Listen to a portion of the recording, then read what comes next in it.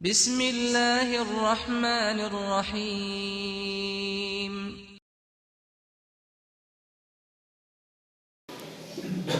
Innal hamdalillah nahmaduhu wa nasta'inuhu wa nastaghfiruh wa na'udzu billahi min shururi anfusina wa min sayyiati a'malina. May yahdihillahu fala mudilla lahu wa may yudlil fala hadiya lahu. Asyhadu an la ilaha illallah wahdahu la syarika lah wa asyhadu anna Muhammadan abduhu wa rasuluh. Allahumma salli wa sallim ala nabiyyina Muhammad wa ala alihi wa ashabihi wa man tabi'ahum bi ihsanin ila yaumiddin. Amma ba'du, usikum wa nafsi bi taqwallah faqad fazal muttaqun. Ya ayyuhalladzina amanu taqullaha haqqa tuqatih wa la tamutunna illa wa antum muslimun. Yaqulullahu tabaraka wa ta'ala fi kitabihil karim. A'udzu billahi minasyaitonir rajim. Bismillahirrahmanirrahim. Sibghatallah wa man ahsanu minallahi sibghah wa nahnu lahu 'abidun. Allahumma arhamna bil Qur'an. Ma'asyiral muslimin jamaah sedang Jumat yang dirahmati Allah Subhanahu wa taala. Segala puji dan syukur mari senantiasa kita haturkan kehadirat Allah Subhanahu wa taala yang senantiasa melimpahkan rahmat dan nikmat-Nya kepada kita. Mudah-mudahan rahmat dan nikmat Allah Subhanahu wa taala tersebut semakin mendekatkan diri kita kepada Allah Subhanahu wa taala. Salawat beriring salam tidak lupa kita sampaikan untuk uswah hasanah kita Nabi Muhammad sallallahu alaihi wasallam, untuk keluarga beliau, sahabat-sahabatnya serta orang-orang yang senantiasa mengikuti petunjuk beliau hingga akhir zaman. Ma'asyiral muslimin jamaah sedang Jumat yang dirahmati Allah Subhanahu wa taala. Terlebih dahulu khatib berwasiat kepada diri pribadi khatib dan mengajak kepada kita bersama untuk senantiasa meningkatkan kualitas iman dan takwa kita kepada Allah Subhanahu wa taala. Mudah-mudahan dengan kualitas iman dan takwa yang baik, Allah berkenan senantiasa membimbing perjalanan kehidupan kita sesuai dengan yang diridhai oleh Allah Subhanahu wa taala. Ma'asyiral muslimin jamaah sidang Jumat yang dirahmati Allah Subhanahu wa taala. Melalui kesempatan yang mulia ini, di mimbar yang singkat ini, khatib mengajak kepada diri pribadi khatib dan kepada kita bersama untuk kembali merenungkan tentang nikmat Allah Subhanahu wa taala yang terbesar, yaitu nikmat Islam. Kemudian dengan harapan renungan tadi menjadi evaluasi bagi kita, apakah kita telah bersyukur terhadap nikmat yang terbesar tersebut dengan syukur yang sebaik-baiknya. Kenapa kita berbicara nikmat Islam yang terbesar? Sebab nikmat-nikmat Allah Subhanahu wa taala yang lain sesungguhnya banyak. Saking banyaknya kita tidak mampu untuk menghitungnya. Maka Allah menyatakan wa in ta'uddu ni'matallahi la tuhsuha. Seandainya kamu menghitung nikmat Allah Subhanahu wa taala, tentu kamu tidak akan mampu untuk menghitungnya karena begitu banyak nikmat Allah Subhanahu wa taala. Tetapi kenapa kita menyinggung dan membahas tentang nikmat terbesar, yaitu Islam? Sebab nikmat Allah Subhanahu wa taala yang begitu banyak, apalagi nikmat-nikmat tersebut adalah bersifat materi. Nikmat tersebut akan habis. Nikmat tersebut akan hilang seiring dengan habisnya kesempatan kita hidup di dunia. Nikmat-nikmat tersebut akan lepas dari kita seiring dengan berakhirnya kehidupan kita di dunia. Allah memberikan kenikmatan kepada kita berupa penglihatan. Akan hilang kenikmatan itu seiring dengan kita meninggalnya, seiring dengan kita berganti di alam yang lain. Allah berikan kita kenikmatan pendengaran, Allah berikan kita kenikmatan fisik, Allah berikan kita kenikmatan keluarga, anak dan istri. Kita diberikan oleh Allah Subhanahu wa taala nikmat harta. Seluruhnya itu akan hilang, akan lepas dari diri kita seiring dengan berakhirnya kita hidup di dunia ini. Tetapi kenikmatan Islam atau nikmat Islam, dia akan terus kita rasakan selama kita berada di alam dunia ini. Tidak hanya di alam dunia, akan kita rasakan ketika menjelang kita akan meninggal dunia. Bahkan akan kita rasakan setelah kita berada di alam akhirat. Sehingga nikmat ini sesungguhnya adalah nikmat yang terbesar, nikmat yang terpenting di dalam kehidupan ini dibandingkan dengan nikmat-nikmat yang lain. Masyarul muslimin jemaah sidang Jumat yang dirahmati Allah Subhanahu wa taala. Nikmat Islam menjadikan hidup kita ini jelas. Nikmat Islam menjadikan kita hidup ini tenang. Nikmat Islam menjadikan kita hidup ini selalu terbimbing.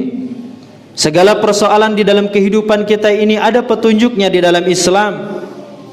Maka wajar kalau seorang Yahudi ketika sahabat Abdullah bin Abbas radhiyallahu anhu membacakan firman Allah dalam surat Al-Maidah ayat yang ketiga, sahabat Abdullah bin Abbas membacakan ayat Al-Yauma akmaltu lakum dinakum wa atmamtu alaikum ni'mati wa raditu lakumul Islam madina. Pada hari ini kata Allah Subhanahu wa taala telah aku sempurnakan nikmatku untuk kalian dan aku ridha Islam sebagai agama bagi kalian.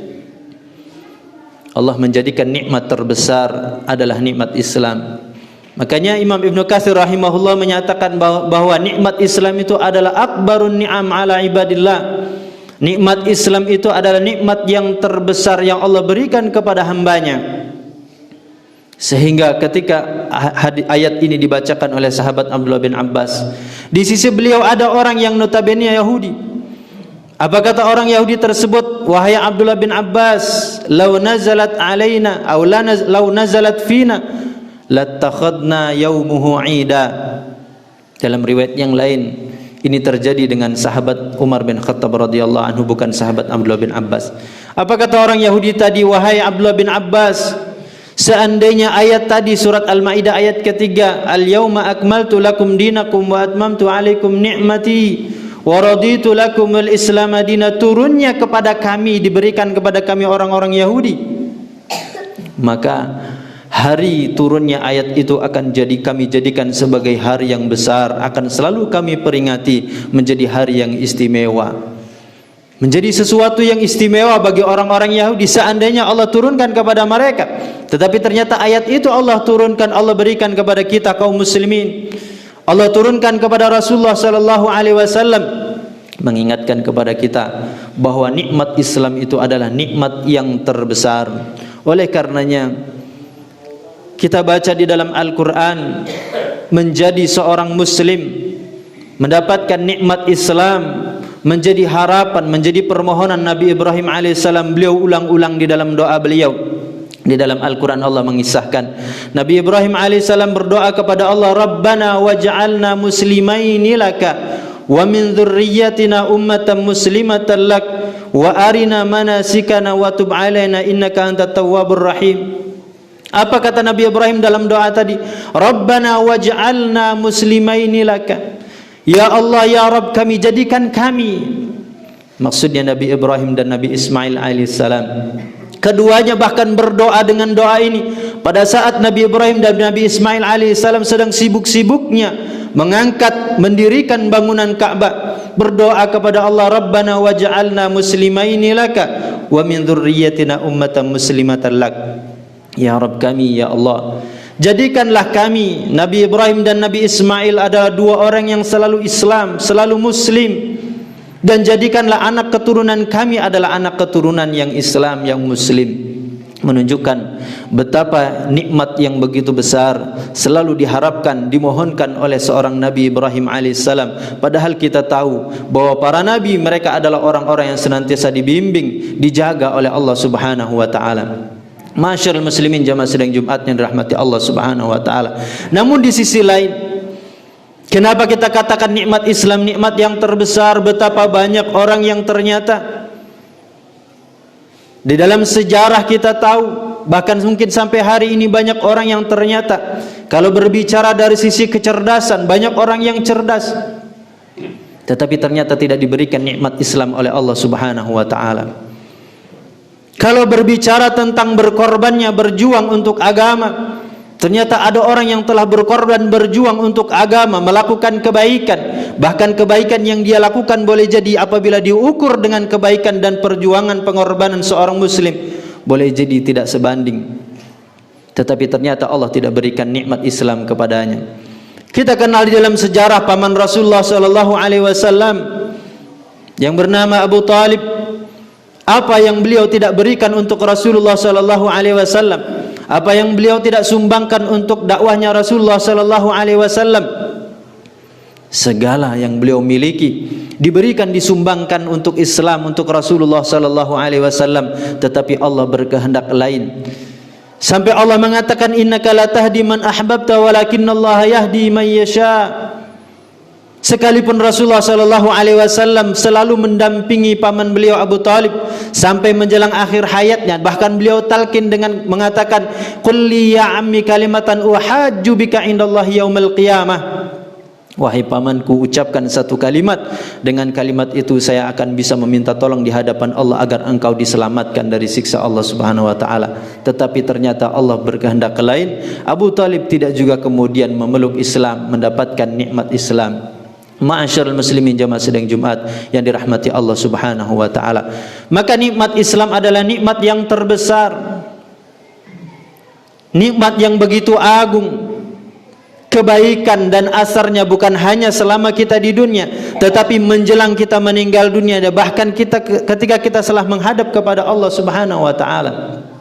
Maka menjadi pertanyaan bagi kita berikutnya adalah, dengan nikmat Allah Subhanahu wa taala yang terbesar ini, nikmat Islam, mari kita tanyakan dalam diri kita, sudah seberapa kita bersyukur kepada Allah Subhanahu wa taala dengan nikmat Islam? Apakah syukur kita dengan Islam sudah kita lakukan dengan syukur yang sebenar-benarnya? Atau sesungguhnya kita masih belum merasakan tentang besarnya dan agungnya nikmat Islam ini di dalam kehidupan kita? Ma'asyiral muslimin jamaah sidang Jumat yang dirahmati Allah Subhanahu wa taala, paling tidak ketika kita berbicara tentang bersyukur dengan nikmat Islam, paling tidak ada 4 hal yang bisa kita lakukan sebagai bentuk wujud syukur kita kepada Allah Subhanahu wa taala. Hal yang pertama, atau syukur kita yang pertama dengan nikmat Islam, adalah kita hendaknya menghadirkan perasaan sikap bangga bahwa kita sebagai seorang muslim bahagia, bangga, memiliki izzah ketika kita menjadi seorang muslim, ketika kita dinisbatkan oleh Allah Subhanahu wa taala menjadi seorang muslim. Ada kebanggaan di dalam diri kita, sehingga tidak ada kemudian perasaan bersedih, tidak ada perasaan malu, tidak ada perasaan minder kita dengan Islam kita. Justru kita bangga menunjukkan identitas jati diri kita sebagai seorang muslim.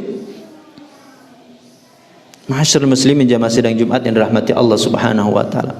Maka sangat naif kalau kemudian justru umat Islam mendapatkan nikmat yang begitu besar dari Allah menjadi seorang muslim, yang seharusnya dia memiliki izzah, bangga dengan Islamnya, justru kemudian berusaha untuk menjauh, berusaha untuk menghindar dari jati diri sebagai seorang muslim, malu dengan syiar-syiar Islam. Bahkan kemudian ada yang mencoba bergeser dan mencari kebanggaan-kebanggaan dengan selain Islam. Apakah itu istilahnya dengan kearifan lokal? Apakah itu istilahnya dengan budaya Nusantara? Atau istilah-istilah yang lain? Seandainya semua istilah-istilah itu pada hakikatnya bertentangan dengan syiar Islam, bertentangan dengan jati diri Islam, seharusnya kita sebagai seorang muslim lebih mengedepankan, lebih memilih sebagai seorang muslim jati diri dan syiar Islam.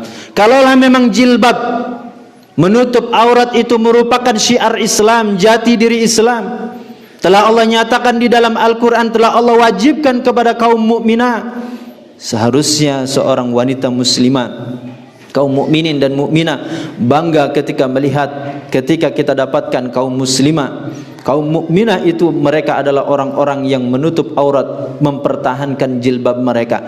Bukan justru kemudian menjadi minder, bukan justru kemudian menjadi malu, kemudian berusaha untuk menghindarkan diri dengan berbagai macam alasan, apalagi sampai kemudian berusaha untuk mencoba umat Islam jauh dari jati dirinya sebagai seorang muslim, agar umat Islam meninggalkan atau menanggalkan jati dirinya sebagai seorang muslim, kalau muslimah menanggalkan jilbabnya.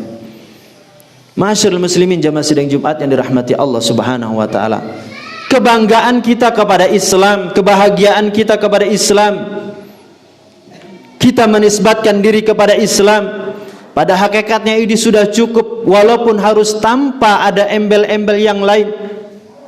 Maka kita pernah sampaikan bagaimana sahabat Umar bin Khattab radhiyallahu anhu kebanggaannya kepada Islam, Tidak perlu beliau harus kemudian mencitrakan dirinya sehingga kemudian menjadi orang yang mulia.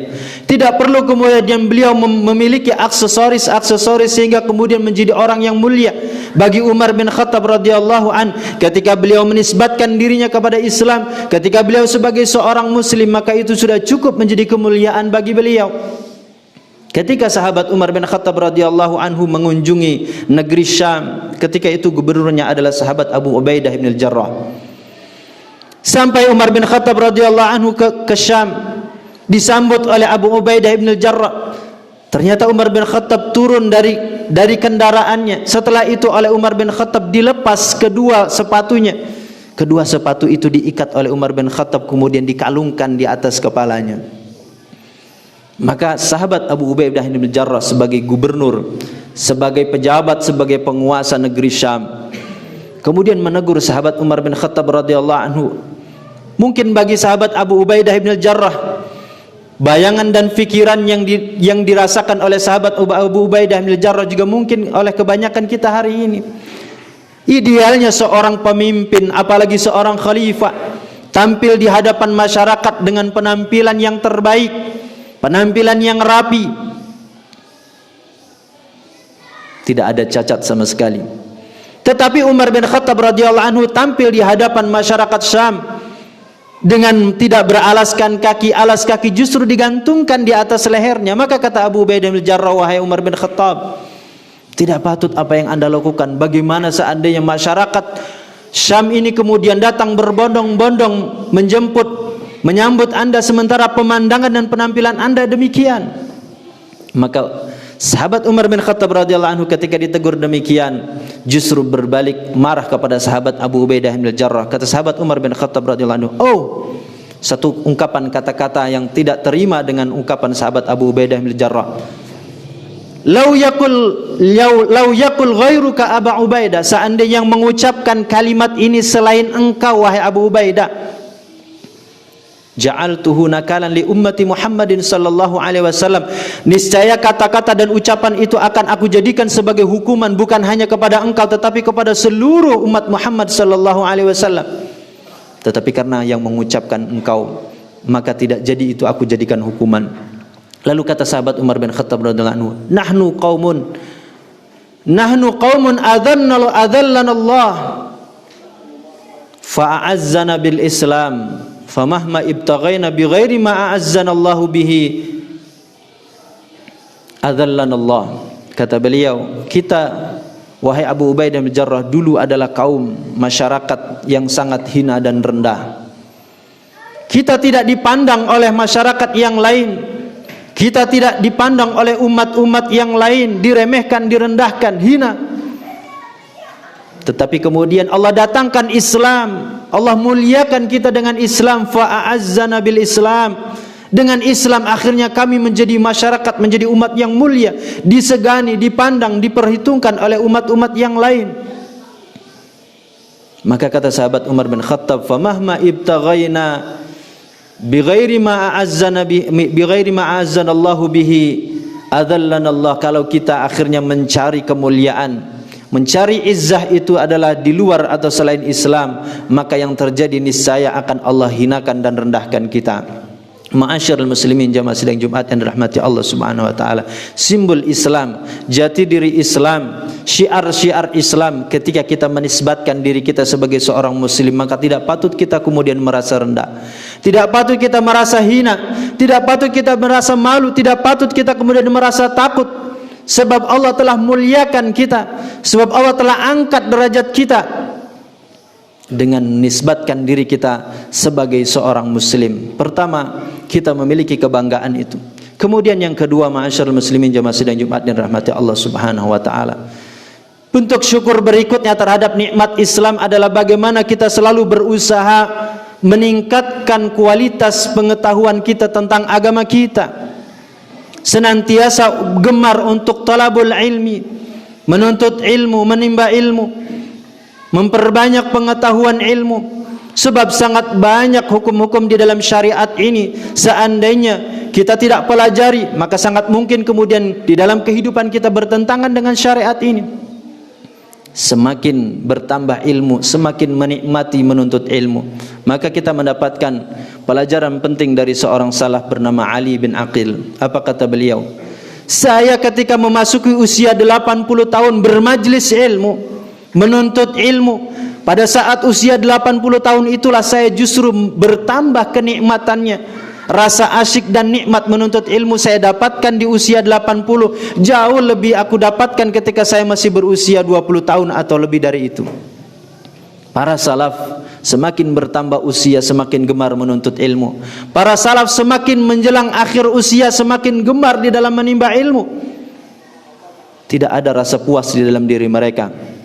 Tidak ada kemudian mereka qanaah dengan ilmu, tetapi mereka selalu haus, selalu merasa kurang dengan ilmu-ilmu yang telah mereka dapatkan. Ma'asyiral muslimin jamaah sidang Jumat yang dirahmati Allah Subhanahu wa taala. Kemudian yang ketiga, bentuk syukur kita terhadap nikmat Islam. Setelah kita bangga dengan nisbat kita kepada Islam, kita kemudian tingkatkan selalu di dalam menimba ilmu dan menuntut ilmu. Kemudian yang ketiga lebih dari itu adalah bagaimana ilmu, bagaimana Islam itu tercermin di dalam kehidupan kita. Bagaimana Islam yang kita bangga-banggakan itu terwujud di dalam kehidupan kita. Nilai-nilai Islam itu ada di dalam rumah tangga kita, ada di dalam sikap dan perilaku kita, ada di dalam muamalah kita, ada di dalam masyarakat kita. Tidak cukup kita kemudian bangga dengan nisbat kita kepada Islam, identitas kita sebagai Islam, tetapi ternyata sifat perilaku kita bertentangan dengan Islam. Harusnya kita cerminkan itu dalam kehidupan kita. Bukankah kita selalu mengucapkan sebagaimana yang Allah sebutkan di dalam surat Al-Baqarah, udkhulu fis silmi kafah, masuklah kamu ke dalam Islam secara total. Syariat Islam yang kita banggakan bukan hanya kita terapkan di dalam satu sisi kehidupan saja. Urusan persoalan nikah baru kita berbicara tentang Islam. Urusan berbicara tentang ibadah baru kita berbicara tentang Islam. Tetapi ketika kita di sisi kehidupan yang lain kita campakkan Islam, tidak tercermin Islam di dalam kehidupan kita. Seharusnya dengan kita mengatakan udkhulu fis silmi kafah, di dalam sisi-sisi kehidupan kita selalu kita cerminkan, kita tampilkan nilai-nilai Islam. Ma'asyiral muslimin jamaah sidang Jumat yang dirahmati Allah Subhanahu wa taala. Dan ini adalah buah daripada ilmu yang telah kita dapatkan, ilmu yang telah kita ketahui tentang Islam seharusnya tercermin di dalam kehidupan kita. Ma'asyiral muslimin jamaah sidang Jumat yang dirahmati Allah Subhanahu wa taala. Kemudian yang keempat, sebagai bentuk dan wujud syukur kita dengan nikmat Islam, setelah kita bangga dengan identitas sebagai seorang muslim, kita tingkatkan kita di dalam menimba ilmu. Kemudian yang ketiga, ilmu yang kita telah dapatkan kita terapkan di dalam kehidupan kita.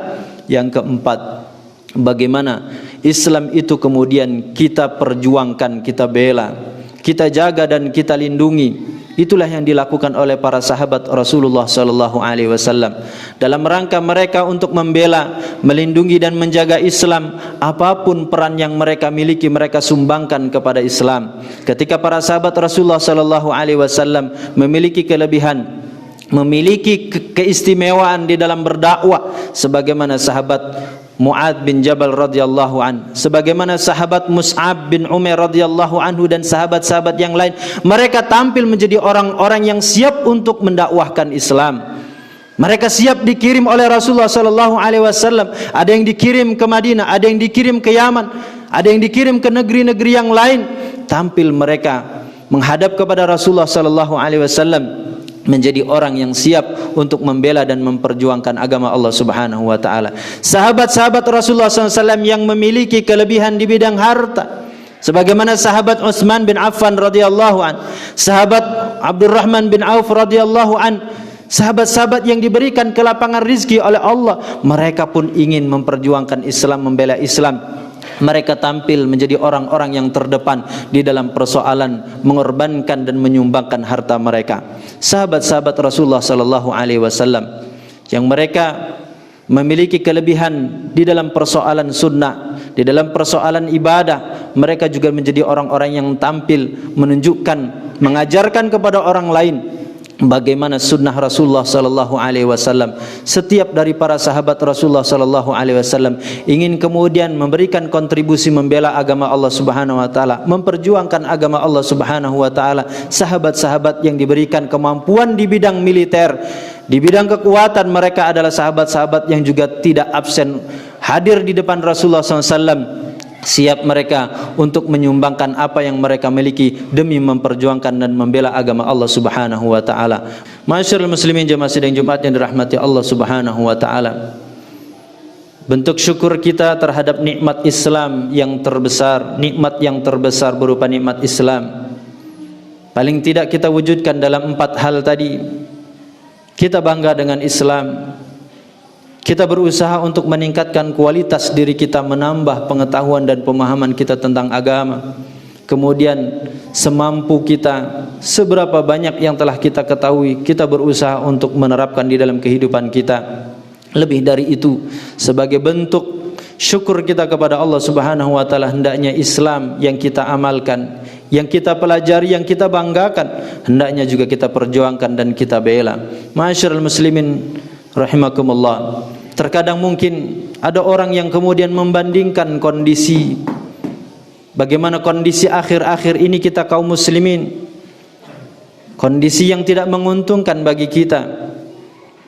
Terkadang kita merasakan terjadi diskriminasi kepada kaum muslimin. Terkadang kita merasakan ada tekanan terhadap kaum muslimin.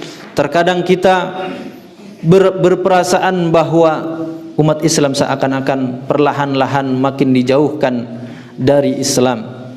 Tetapi terkadang kita ternyata merasa tidak mampu untuk bagaimana membela dan memperjuangkan agama, sehingga tidak jarang kemudian orang membandingkan kondisinya dengan kondisi di masa Rasulullah sallallahu alaihi wasallam, atau bahkan tidak jarang akhirnya orang berharap, berangan-angan, tamanni. Berbeda dengan tarajji. Tamanni itu artinya berangan-angan. Istilah tamanni diartikan berangan-angan itu untuk sesuatu yang mustahil akan terjadi. Berbeda dengan tarajji. Kalau tarajji adalah satu harapan yang sangat mungkin terjadi. Kemudian tidak jarang orang tamanni, berangan-angan, ingin kembali, ingin hidup sebagaimana di masa Rasulullah sallallahu alaihi wasallam. Betapa menyaksikan para sahabat Rasulullah SAW, orang-orang yang sangat peduli kepada agama, orang-orang yang siap untuk membela agama, orang-orang yang betul-betul perhatian kepada agama,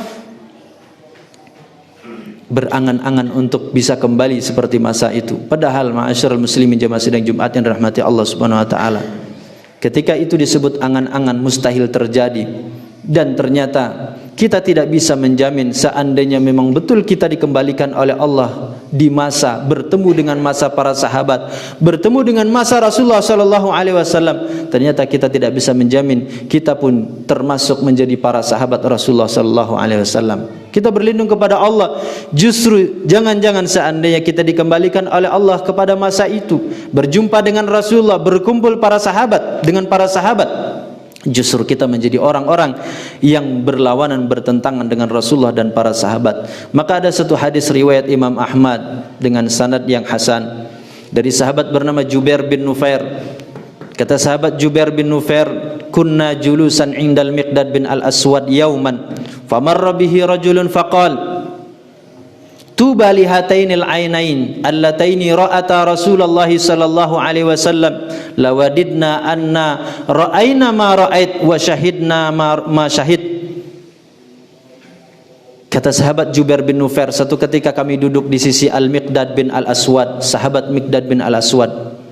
Tiba-tiba lewatlah seorang laki-laki di hadapan sahabat Miqdad bin Al-Aswad, faqal, dia mengatakan, tuba li hatainil ainaini allataini ra'ata Rasulullah sallallahu alaihi wasallam, mengatakan kepada sahabat Miqdad, menunjuk kepada sahabat Miqdad betapa bahagianya kedua mata Miqdad bin Al-Aswad ini, karena dia bisa melihat Rasulullah sallallahu alaihi wasallam, bisa berjumpa dengan Rasulullah sallallahu alaihi wasallam. Seandainya kami, kedua mata kami pun bisa melihat sebagaimana yang dilihat oleh sahabat Miqdad, bisa menyaksikan sebagaimana yang disaksikan oleh sahabat Miqdad bin Al-Aswad. Betapa bahagia, betapa indahnya seandainya kami pun mengalami dan merasakan seperti yang dialami dan dirasakan oleh sahabat Miqdad. Ma'asyiral muslimin jamaah sidang Jumat yang dirahmati Allah Subhanahu wa taala, apa yang terjadi seandainya pujian itu, harapan orang itu dilontarkan kepada kita, pasti kita akan ada perasaan bangga, pasti ada perasaan senang di dalam hati kita. Tapi berbeda dengan sahabat Miqdad bin Al-Aswad. Fastaghdabal Miqdad, kata sahabat Jubair bin Nufair, maka marahlah Miqdad bin Al-Aswad. Maka sahabat Jubair bin Nufair mengatakan, faja'altu a'jabu minhu ma qala illa khairan. Saya terkejut, jadi heran kepada sahabat Miqdad bin Al-Aswad, kenapa dia marah? Bukankah orang ini mengatakan kepadanya dengan perkataan yang baik, tidak ada yang salah. Ma qala illa khairan, dia tidak mengatakan kecuali yang baik. Maka kata Jubair bin Nufair, summa aqbala ilaihi faqala, maka Miqdad bin Al-Aswad mendatangi orang itu lalu mengatakan, kata beliau, ma yahmilur rajul ala ayyatamanna mahdaran ghayyabahu Allahu an. Apa yang membawa, melatar belakangi, memotivasi si fulan ini sampai mengatakan demikian? Sesuatu yang sengaja Allah jadikan gaib dari dia. Allah jadikan dia tidak hadir dalam peristiwa itu. Allah gaibkan kepadanya, tapi dia berangan-angan untuk bisa hadir di kejadian dan peristiwa itu. Kata sahabat Al-Miqdad bin Al-Aswad, lau syahidahu kaifa yakunu fihi, padahal seandainya betul-betul Allah jadikan dia menyaksikan dan melihat peristiwa itu, tidak ada jaminan, tidak ada kepastian tentang dia seperti apa akhirnya, apakah dia menjadi baik atau buruk.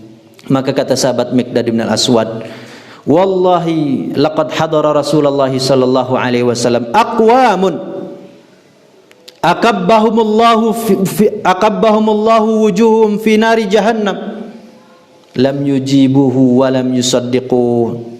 Kata sahabat Miqdad bin Al-Aswad, demi Allah, betapa banyak kaum, betapa banyak orang bisa melihat wajah Rasulullah, bisa berjumpa dengan Rasulullah SAW, hidup satu masa dengan Rasulullah SAW, boleh jadi berdampingan, berdekatan.